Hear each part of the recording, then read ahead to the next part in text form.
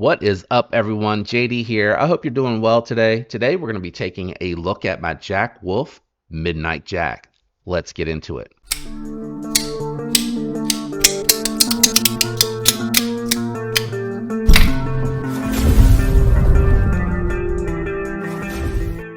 All right, guys, let's take a look at the Midnight Jack.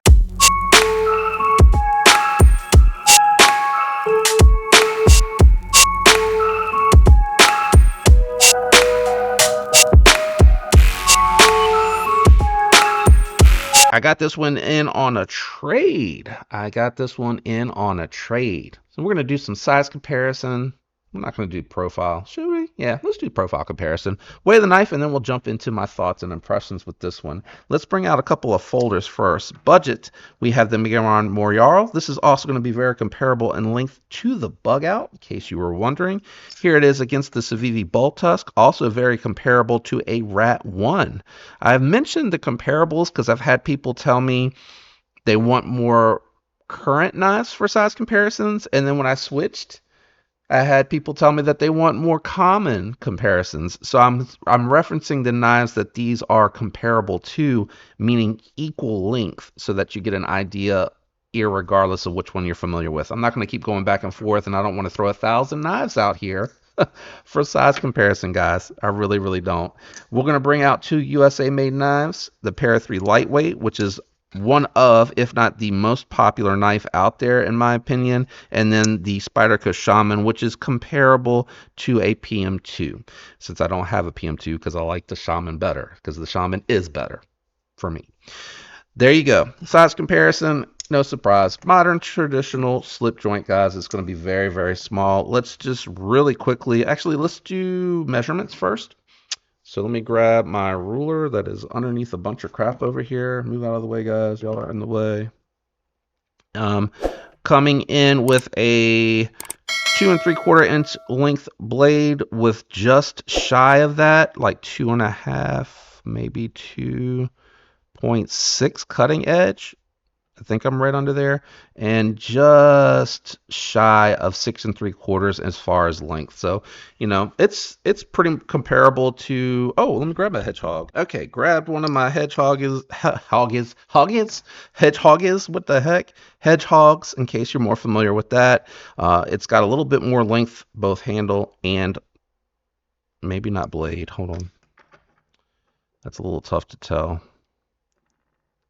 No, blade's identical, guys. And just like a shade more handle length. Not by much though, but these are such good values, man. Even if you get like the 14C28N one, it's such a good value, guys. All right, let's profile it. Actually, let's compare it while we're here with the Hedgehog.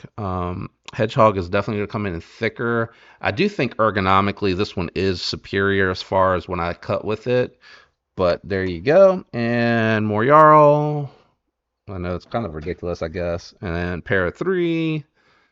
You can just see it's a small knife. And it's going to be relatively lightweight. I like this also in my pocket organizers, but I also really like to throw it in on the fifth pocket.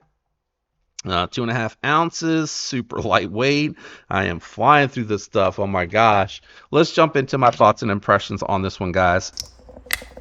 It is a full 4-finger grip. It is great for the pinch grip like so, where I have more of my thumb, or I have it equal. I would say probably equal. I'm not really pushing into it, but even if you were out here and you try to push on the lock, man, it's such a strong lock that you would know that it was starting to slip. So I like this position here, and then the pinch grips for draw cuts, utility work, and stuff like that. I really like this grip here. It's really good for that. It's a great hollow grind. It's super thin and slicey. My one complaint on the feel good in this one that I've noticed recently, when I go to pull, it is really biting. You know, it's almost overly aggressive for me for that pull. I wish that pull was knocked down a little bit. I mean, honestly, out here without using the pull at all, I'm able to get it. I don't know if that's because I have really good hand strength, grip strength. I'm not sure, but this is really aggressive. Walk and talk sounds good. Let's listen to that walk and talk.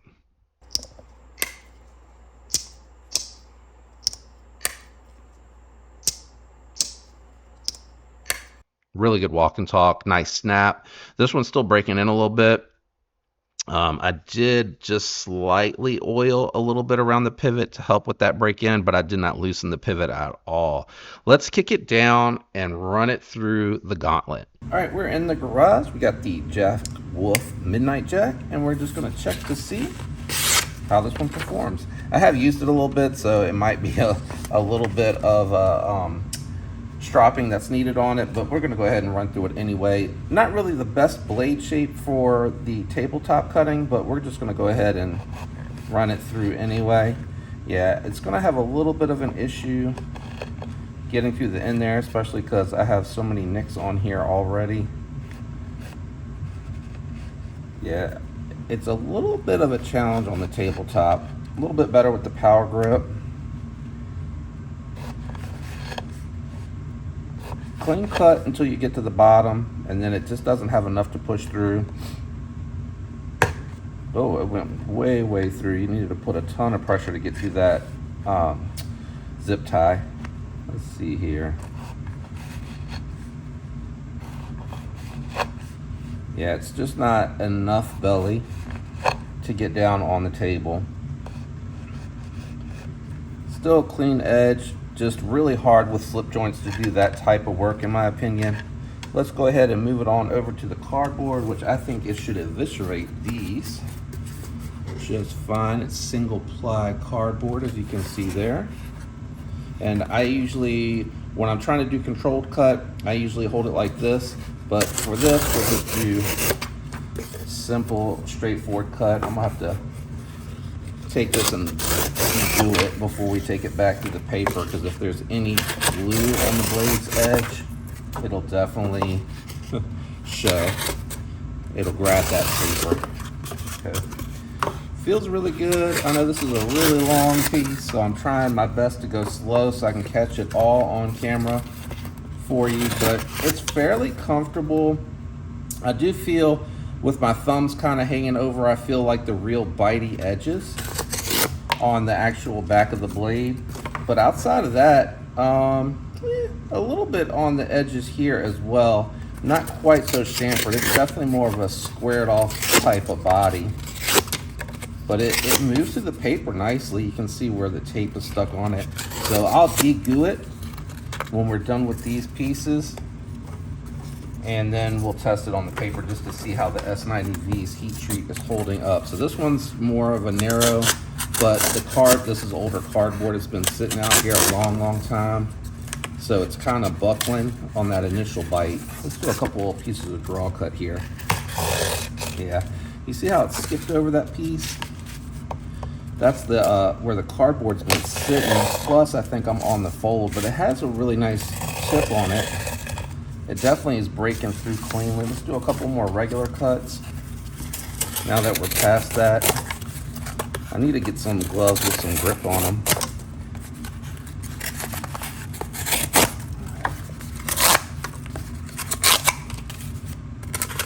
Losing my grip just a tiny bit.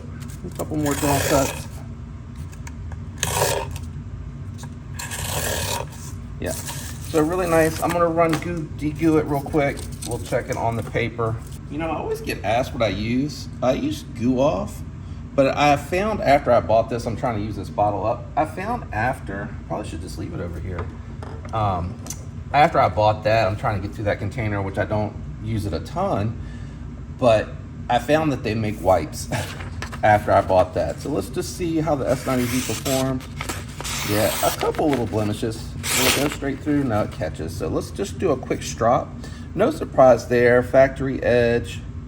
You know, some blemishes happening there. I'm just going to strop it real quick. Let me see if I can find the apex.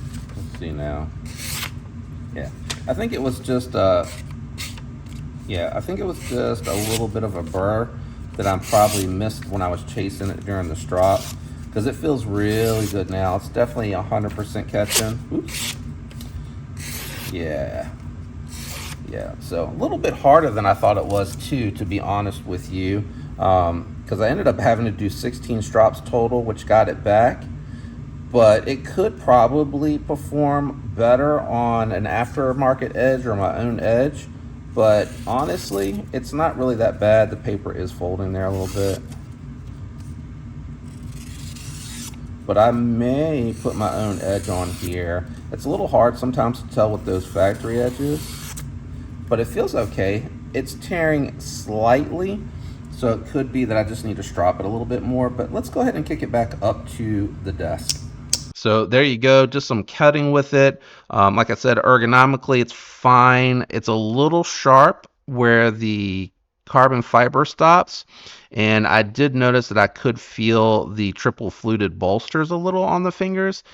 When I say feel, that means like I can feel where it's kind of digging in, but it's not biting like super sharp, but I can feel where it stops for sure. You know, for a traditional, I really like this one. It kind of kicked the feel good out because I really like the coffin shape with the Warncliffe. This is a really nice companion, again, for getting into those packages. It's got a really nice acute tip. It's going to really be able to dig into whatever it is that you're trying to get to. I mean, it's just wicked thin, guys, and it is 100% a slicer. The S90V continues to seem to be done really well by these Chinese manufacturers, and I think that's because it actually calls for that, 59 to 61 range for heat treat for optimal performance. So I really like it a lot. I don't think this one's available anymore. If it is, I'll just throw it in the links in case that helps you guys out. I really like the purple haze. Looks nice on here. Doesn't react to the UV. Just you can see the lint from where it's been in my pocket. That's probably dead skin in there. Really gross, JD. But anyway, I'll try to clean that up. It doesn't really respond to that like the camo carbon. Fat carbon just has the color palette going for it. What do you guys think about the Midnight Jack? Do you like this one a lot?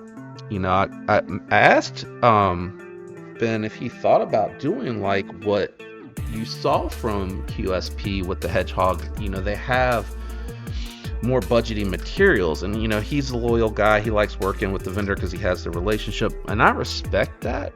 But I think if you have loyal buyers, or buyers that would like to be loyal, asking, love the styles and everything that you're doing, is there another OE that you can work with where you can maybe do a more budget friendly version? He took the micarta away, and he's doing the fat carbon, camo carbon, Kiranites, etc. I think he might try to work with Ultim. I don't know if he said he was going to do anything in Ultim, but maybe you could do Damascus. You could do micarta. Maybe you can even do an aluminum construction with jigging in it, and offering like 14C. I'd really like to see 154CM. I think that would be hot. I'd really just like to see him do that. I'm just going to ask him again, because the first time I asked him, he was like, never really thought about it. And then he came back and he said, but I'd probably like to check with the vendor that I'm using to see if they could do a very competitive price. Because I think if you did that stuff, you'd have to get it at or near like that $100 to $150 mark for that type of stuff. But anyway, it's just some thoughts that I had. Let me know what you think about the Midnight Jack. Let me know what you think about Jack Wolfs if you have a favorite, and also let me hear about it if you think, you guys tell me you think that it's way too much money for what you're getting, and I appreciate that. But I'd like to hear what your thoughts are as far as a resolution for that. Like, where should it be? What's an acceptable price in order for him to continue to make these, still turn a little bit of a profit so he can stay in business, cover his health, medical expenses, etc., etc. Let me know about that down in the comments. What's fair? Shout out to everyone out there that likes, comments, is subscribed, uses those links, and my channel members. I hope all of you have a fantastic week. Until next time, peace.